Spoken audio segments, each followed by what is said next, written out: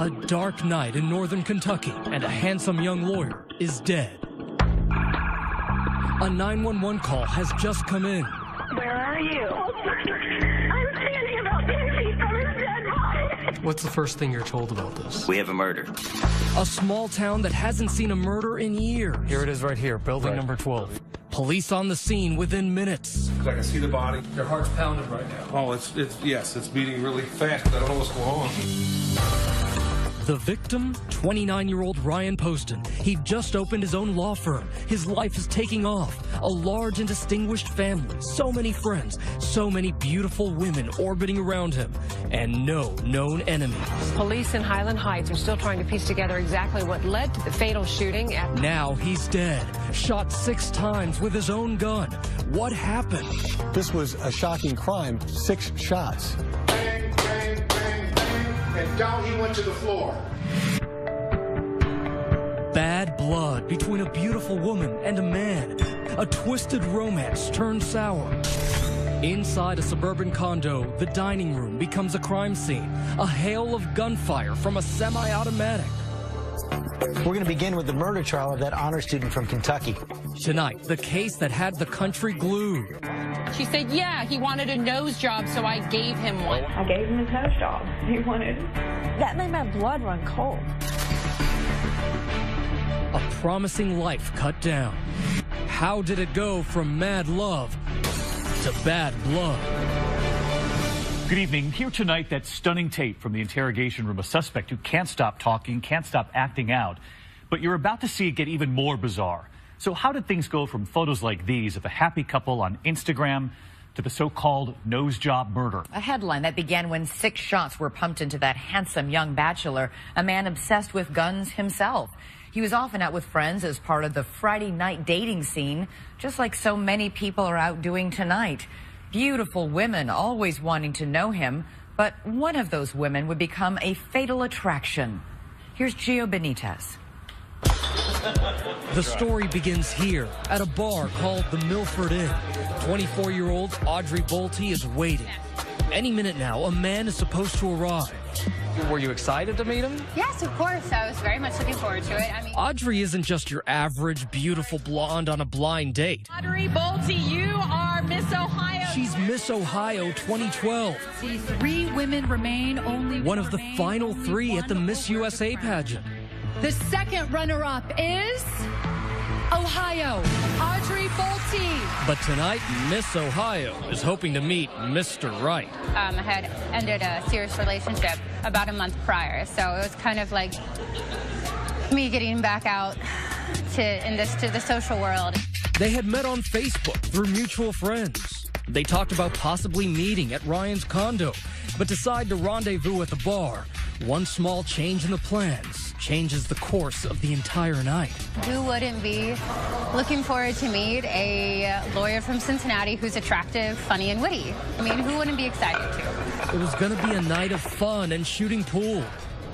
It's mid-October, Friday night, not far from the bright lights of Cincinnati, across the Ohio River. In the small suburb of Highland Heights, Kentucky, a typical small town full of fast food on the highways, but life is rather slow. The big news is the high school football team. The Bluebirds are undefeated. It's a crisp and clear evening, an autumn chill in the air. And back at the bar, Audrey appears to be getting the cold shoulder.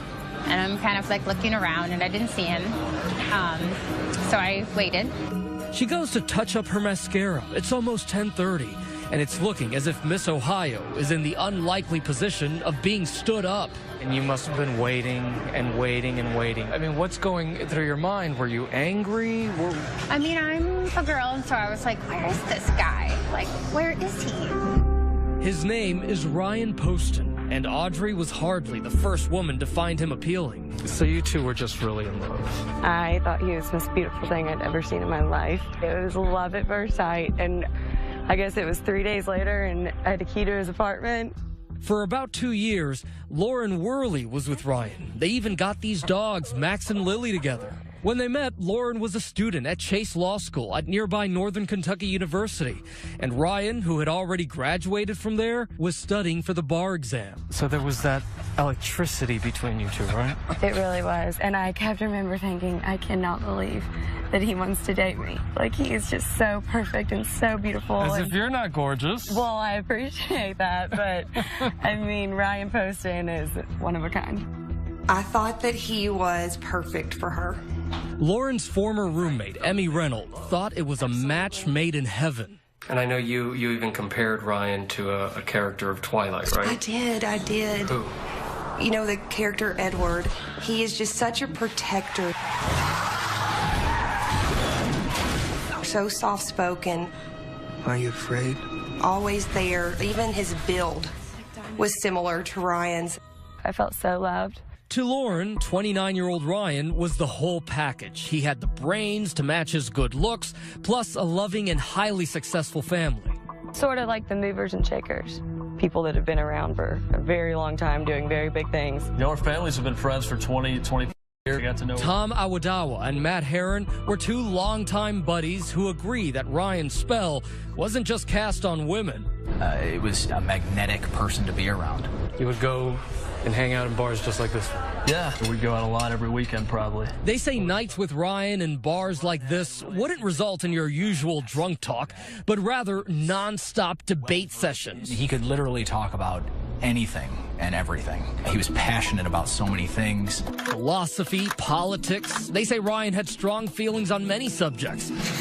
Among them, guns. He liked guns. He believed in the ideology of gun ownership, and he believed guns can make society safer. He always had them. He would have it in his boot. He would have it in his holster. It was almost like, that's the guy that is a man, and he can protect. To Lauren, Ryan's comfort with guns made her feel safe. They'd practice shooting together at the range. And he even showed you how to use them, right? Yes. And he said, you know, I want you to know how these guns work because I don't want you to pick them up and accidentally, you know, hurt yourself. But Lauren says as great a catch as Ryan was, in the end, the timing wasn't right for them. They eventually broke up. We broke up always thinking, I think in the back of my mind, at least that we were going to get back together. But meanwhile, another one of Ryan Poston's relationships was disintegrating. He was stressed out. Absolutely stressed out. Crystal Alhozo was a friend that Ryan had hired at his law firm in this building in downtown Cincinnati, but he was having a bitter falling out with his partner there. It was sucking the life out of him, literally. In the midst of the fight, he sends Crystal an angry Facebook message ranting about the lawsuit between him and his partner, saying, I want this piece of expletive destroyed. Bury him neck deep at low tide, throw darts at his head, wait for high tide to roll in so I can stomp on his head while he's drowning. An uncharacteristic display of anger, his friends say, and now something else is incongruous. The usually reliable Ryan has left Miss Ohio, Audrey Bolte, sitting alone, waiting for him at the Milford Inn. You must have been thinking, this can't be happening to me right now. Yeah, he was very, responsive to text messages. I had just talked to him. He said, okay, no problem, see you there. How many text messages do you think you sent him that night? I would say I sent probably 2 or 3 to him saying, hey, I'm here, where are you coming? And he didn't show up, so I went home. The reason Ryan never showed up? Because he's lying in a pool of his own blood in his Highland Heights condo, where Audrey almost met him. Campbell County 911. Ryan has been shot, and help won't make it in time. Are you sure that he is dead? He's dead, man. He's completely dead. This is Highland Heights. It doesn't happen in Highland Heights. The mystery on Meadow Lane is only just beginning. Stay with us. Bad Blood continues. Once again, Gio Benitez. Another fall weekend is just underway in this part of Kentucky. It should be quiet, but it's not. It was a very normal Friday night, but you get a really unusual call. You're hearing about a shooting. Dave Fornash is an 18-year veteran of the Highland Heights Police Force. This is Highland Heights. It doesn't happen in Highland Heights. I'm standing about 10 feet from his dead body. This 911 call just received, and it's a woman's voice. I killed my boyfriend. What did you kill him with? A loaded gun in the house.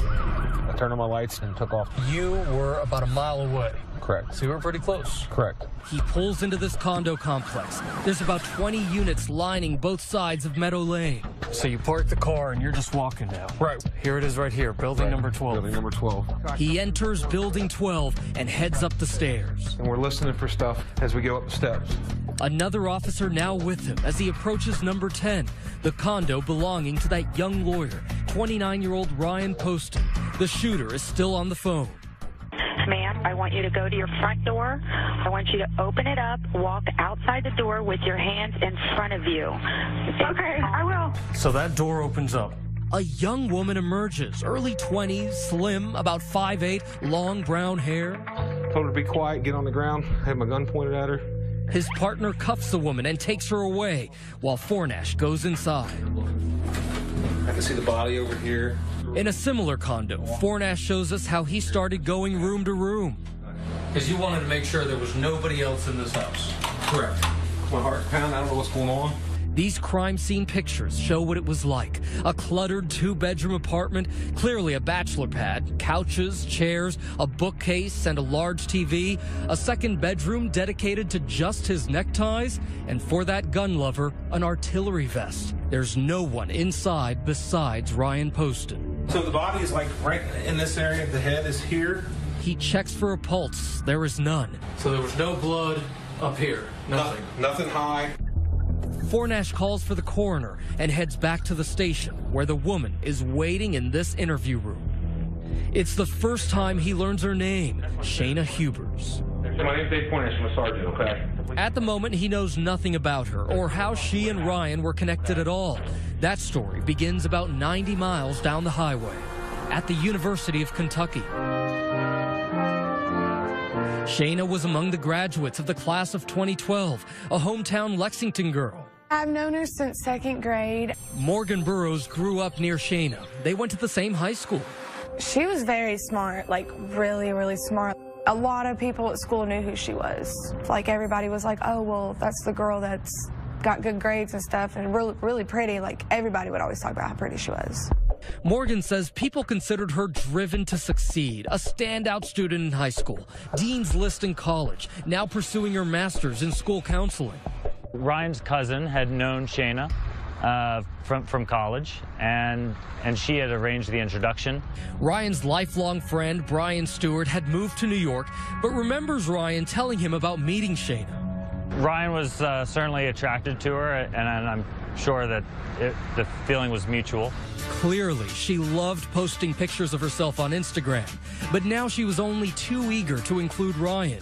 They were both smart and good-looking, but there was one big difference: their backgrounds. Shayna grew up here, a solid middle-class neighborhood with some unmanicured lawns. I think she would probably want something that looked better than the neighborhood she was in. Something perhaps like this, the bluegrass horse farms and blue blood heritage Lexington is famous for, a world of money and prestige, a world familiar to Ryan, but money can't buy you love. He was in the rebound state still. It was a few months after Ryan and longtime girlfriend Lauren Worley had broken up. She didn't know Shayna, but her old roommate Emmy Reynolds did. Do you think that she was just a gold digger, thinking, you know what, Ryan's my ticket to a good life? Actually, yes. I'm going to get me a doctor or a lawyer. That's who she wanted to date. But as time went on, it wasn't clear if Ryan and Shayna actually were dating. I don't know if he would tell you they were in a relationship. Ryan's friends say he lost interest rather quickly and tried to end things with Shayna, but she refused. How can he allow her to decide whether they're going to break up or not? He just wasn't able to. He was too nice, didn't want to hurt her feelings. He did feel duty-bound to let her down easy. So easy, the relationship continued on and off for more than a year, with Ryan and Shayna chronicling it all to friends on social media. Ryan being asked in one exchange, "Are you still dating what's-her-name? Shayna? Yeah. How's that going? It's okay. I'm pretty expletive stressed. I received 75 text messages from her. I am emotionally and mentally spent. I hope she leaves me alone." And Shayna confiding to a friend, He says he's only with me because I make him feel so awful when I cry. My love has turned to hate. But they're still together in October 2012. It's the night of the vice presidential debate between Joe Biden and Paul Ryan. We love to watch those debates. Absolutely love to watch that kind of stuff. Ryan was going to watch with his whole well-to-do family here in their stately brick home. What do you know about that night? They were happy just to have Ryan come to dinner, even if Shayna was there as well. If Shayna had any thoughts that getting this invitation for steak and asparagus meant a turn for the better, she was about to learn Ryan was ready to stick a fork in the relationship once and for all. Ryan had approached his stepfather and indicated that the relationship wasn't going forward. And he's got a new girl already lined up. Remember Miss Ohio, Audrey Bolte? That blind date is the very next night. I have no doubt that that this is what set her off, and she knew that she was losing him, and that would be final. 24 hours later, Ryan is dead. A Highland Heights woman allegedly shot and killed her boyfriend. Shayna Hubers allegedly fired those fatal shots. This is somebody who wanted him dead. It was like it was out-of-body experience. And Shayna is in the interrogation room, utterly ignoring her right to remain silent. I gave him his nose job. He wanted. When I first saw the interrogation tapes of Shayna Hubers, I immediately thought of Jodi Arias. Jodi Arias, the Arizona woman who shot her boyfriend, then stood on her head during a police interrogation. If you thought that tape was off the charts, wait till you see this.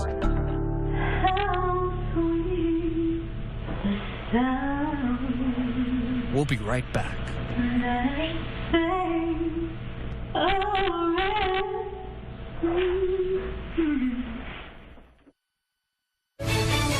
2020 continues with Bad Blood. Once again, Gio Benitez.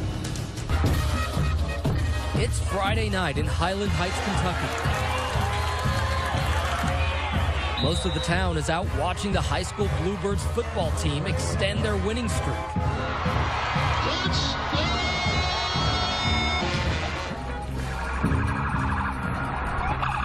But 5.5 miles away, police have found 29-year-old attorney Ryan Poston lying dead in a pool of blood.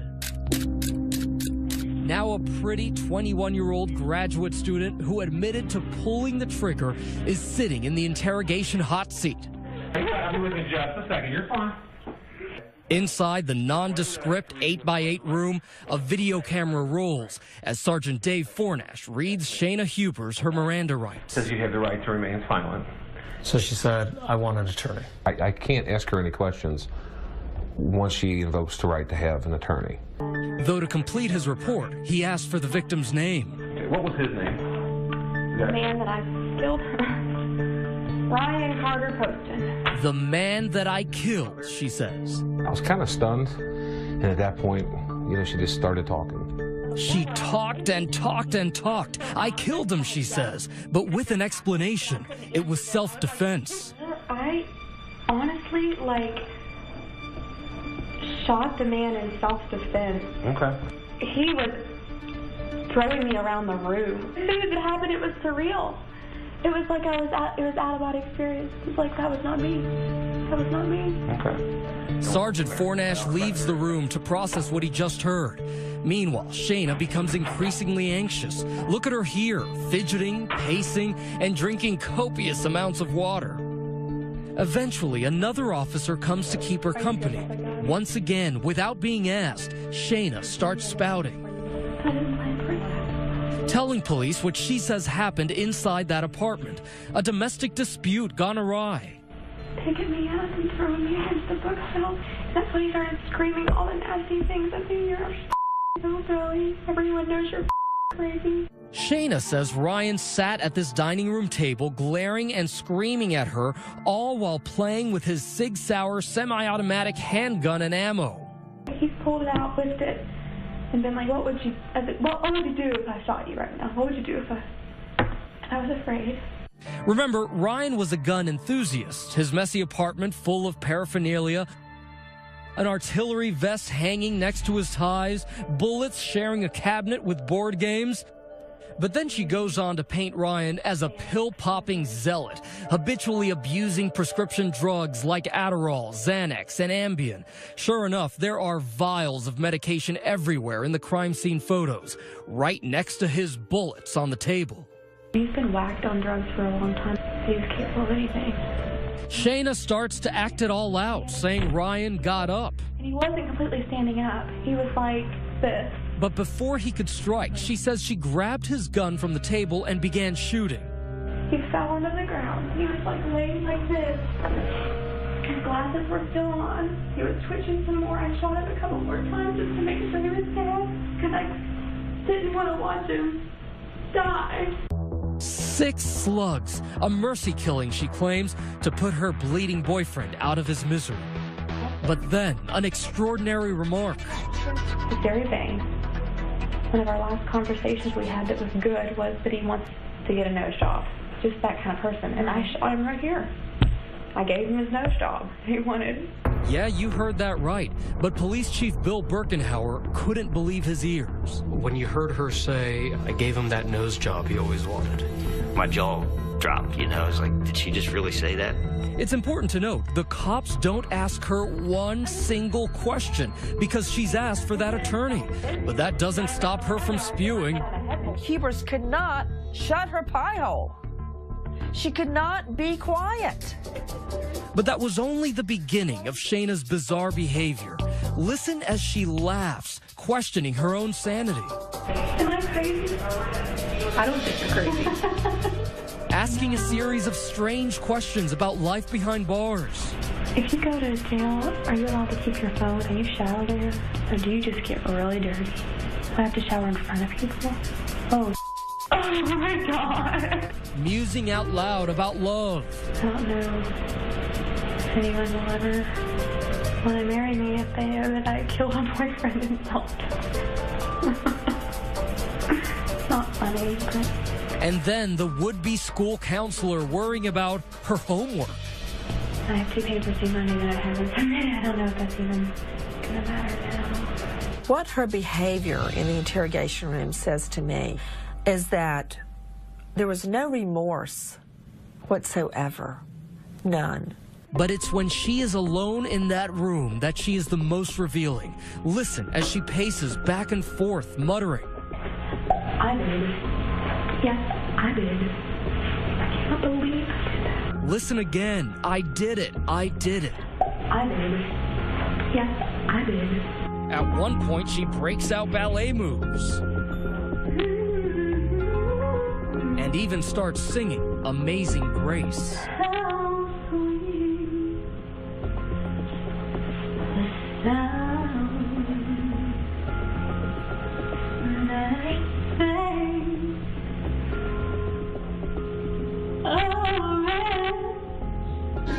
What do you make of this? It was a very bizarre thing. Her actions in that room didn't come off as somebody who had just killed somebody. A lot of the things she did in there were staged. That was enough for Sergeant Fornash. He comes back into the room.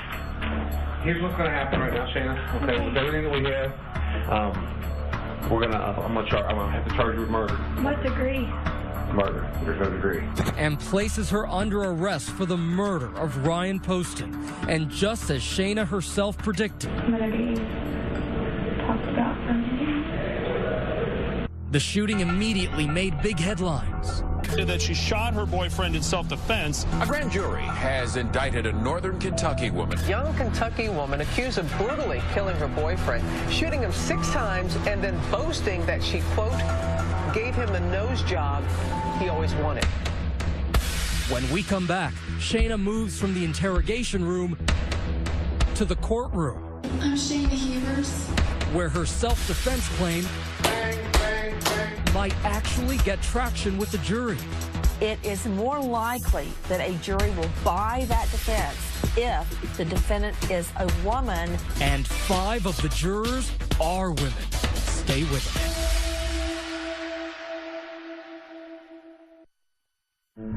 It's setting up to be the trial of the year in northern Kentucky. The case of accused murderer Shayna Hubers. Ryan Poston was shot 6 times. Shooting him in the face. Was it murder or self-defense? It was an amazing situation, amazing case that kind of captivated the whole area. Shayna Hubers finally getting her day in court after spending over 2 years waiting in jail. She had been in this courtroom before.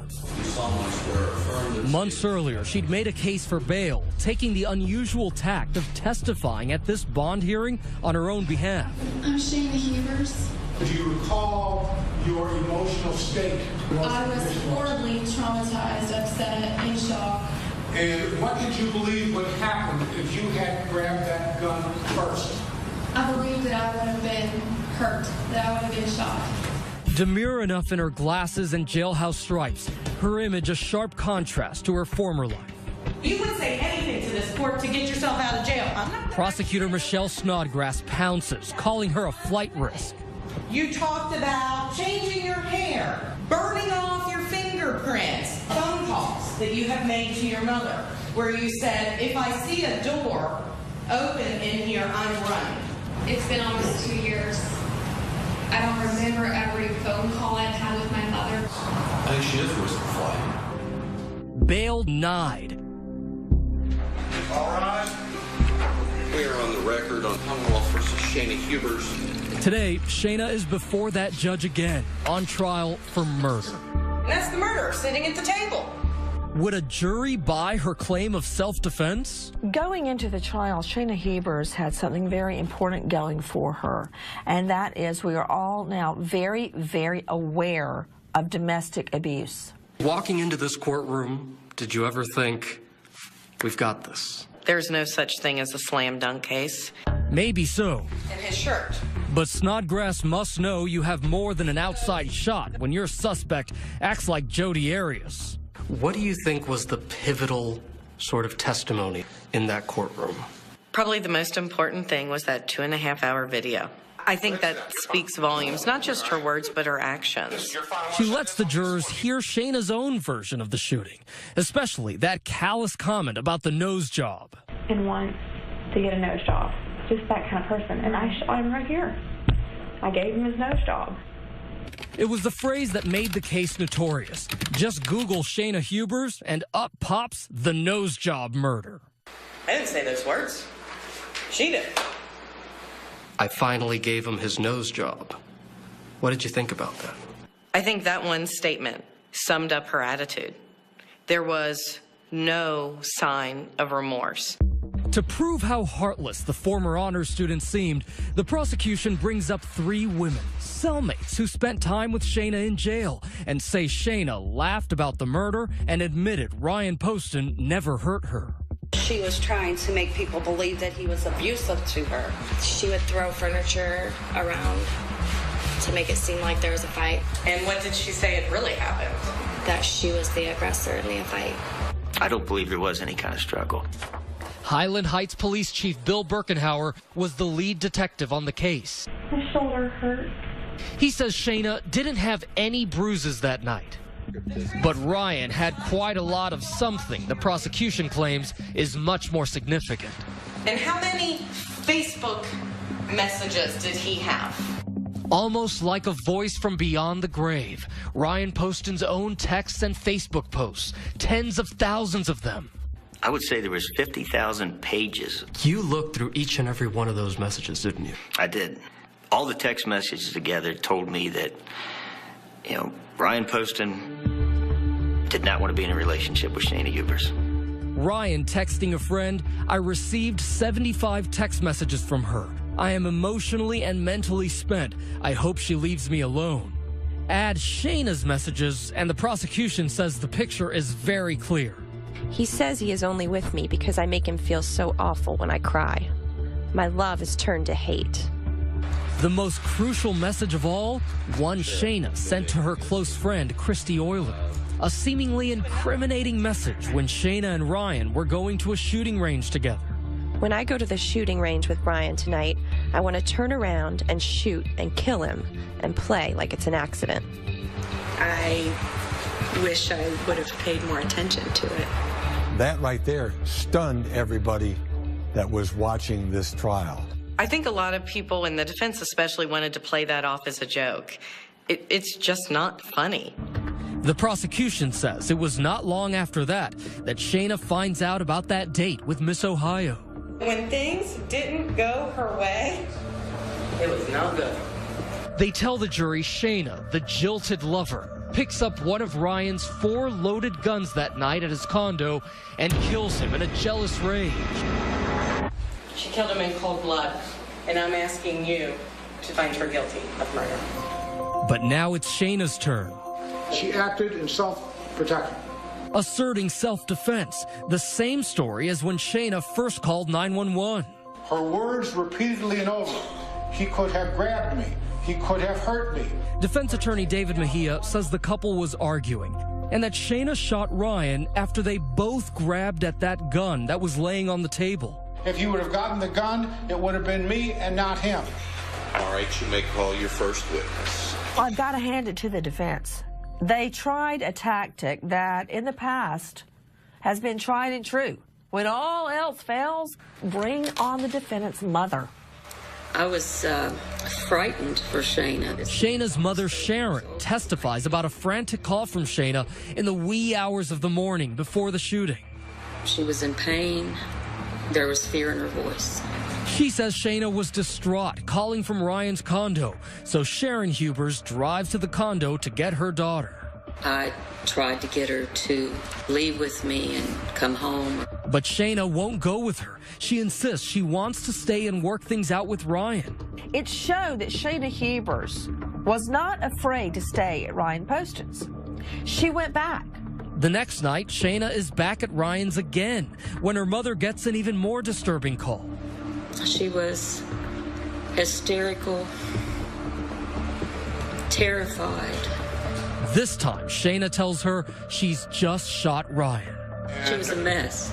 It's Sharon that tells her daughter to call 911, and so she does. Campbell County 911. Ma'am, I killed my boyfriend in self-defense. Is a person who shoots somebody intentionally without justification going to call the police with this kind of speed? He threw me across the room. The defense suggests Shayna's story is believable. Remember, those drugs found at the crime scene? The defense argues they could have sent him into a rage and that he had a violent side. Remember that Facebook message during his lawsuit with his former partner? I want this piece of destroyed, bury him neck deep at low tide, throw darts at his head, wait for high tide to roll in so I can stomp on his head while he's drowning. Ryan Poston is 6'3", 230. She is 5'6", 5'8", 110 pounds. Mejia says there's plenty of reasonable doubt. Emptying the clip into somebody against whom has threatened violence against you, who is going to grab a gun to shoot you in your belief, is absolutely justified by under the law. But unlike the bond hearing, I'm Shayna Hubers. Shayna herself never takes the stand in trial. You know what? Shayna Hubers, wherever she is, I did her justice. Her lawyer knows he only has to convince one juror. Did he? The police do not determine guilt or innocence. You do. We had to decide, was she under extreme emotional distress or was it just something that she did? The verdict when we return. Bad Blood continues. Once again, Gio Benitez. It's nearly midnight in Newport, Kentucky. In this town, the only thing usually open at that hour is the Pepper Pod Diner. But on this night, a light is shining inside Campbell County Courtroom number 2. Counsel for the parties are present, as are Ms. Hubers. After 9 intense days of grueling testimony, The bullet evidence of Your client didn't know. I can't answer that. the fate of now 24-year-old Shayna Hubers, accused of murdering her ex-boyfriend Ryan Poston, is now in the hands of 7 men and 5 women. All right. Mr. Foreman, has the jury reached the verdict? We have, Your Honor. After just 5 hours of deliberations, a midnight verdict is in. We, the jury, find the defendant, Shayna Hubers, guilty of murder under instruction number 3. Shayna Hubers guilty of murder. The courtroom overcome with emotion. Ladies and gentlemen, I'm going to excuse you for the evening. As for Shayna, the former honor student once seen dancing in that interrogation room, now sitting motionless in stunned silence. While Ryan's family hugs emotionally, Shayna's mom quickly slips out of the courtroom unseen by cameras. Laura Kirkwood was on that jury and says convicting Shayna was a no-brainer. At no point did I buy the battered girlfriend defense. But guilt is only step one. What's left is sentencing. In Kentucky, the jury also recommends the punishment. She faces up to life in prison. So the next morning, they are back at it again. Jurors hearing final testimony to help them determine Shayna's fate. Ms. Carter, would you raise your right hand? Ryan's sister, Katie Carter, takes the stand, recounting the moment when she found out her big brother had died. And I said, it's not true. It's not true. Katie describes how in the 2 years since his death, her family's life has changed. He made us complete, and without him, there is always a chair that's going to be empty. He will never be able to have all the things that he deserved to have in his life. Katie walks off the stand and into the loving embrace of Ryan's two other sisters. Meanwhile, Shayna Hubers, sitting on the other side of the courtroom, remains reactionless. Ladies and gentlemen, at this time, we'll hear closing statements. Shayna's attorney, David Mejia, makes a final push for the jury to give her the statutory minimum of 20 years. Shayna Hubers called the police. Shayna Hubers cooperated with law enforcement. He cites her so-called honesty during that infamous police video, lack of criminal history, not even a parking ticket, and her young age. There must be a belief in the potential for maturity, potential for reformation. Can I just a minute? You may, Ms. Snodgrass. But prosecutor Michelle Snodgrass has some theater for her closing argument. A prop, that stained dining room chair from Ryan's apartment, meant to pull on the heartstrings of the jury. The empty chair that Katie Carter said will never be filled again. Nothing will ever make it right. She reminds jurors of the 6 shots Shayna fired at Ryan. I think everybody agreed that Ryan Poston was alive for each of the 6 shots. I bet there was suffering. I bet there was pain. And I bet there was torture. As Snodgrass wraps her closing argument, she asks for life. I think a life sentence is appropriate. And Shayna Hubers, maybe for the first time, looks concerned. After deliberating for only an hour, the jury is back in the courtroom, ready to recommend their sentence. We, the jury, fix the defendant Shayna Hubers' punishment for the offense of murder at 40 years confinement in the penitentiary. Life was too long. That possibly, maybe if she's rehabilitated, she could do some good when she gets out. Even with a 40-year sentence, she's likely to get out in just 20 years. It doesn't seem quite right, does it? Outside the courtroom, Ryan's mom speaks publicly for the first time. Talk about how you're going from here. 1 minute at a time, 1 hour at a time, 1 day at a time. Moving on is difficult for others involved in the case, like former Miss Ohio Audrey Bolte. Though she never actually met Ryan Poston, did that blind date trigger his murder? She still can't come to grips with the role fate played for both of them that night. All of the time I play it back in my head, and it took me a long time to be okay. For Brian Stewart, it's the loss of a childhood friend. Ryan was my best friend, and I'm convinced that he is the best man I shall ever. And then there's Lauren, for whom Ryan was the love of her life, the one that got away, and who now faces a lifetime of regret.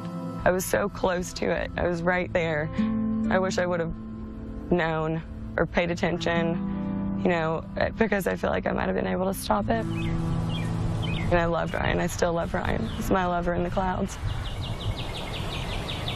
Tonight, as Shayna Hubers sits behind bars, 2 important notes. Since the verdict was announced, she's now requested a new trial. That's being decided now. And while you just saw what the jury recommended for Shayna, 40 years behind bars, it is up to the judge to make a final decision. That sentencing is scheduled to take place later this month. Stay with us.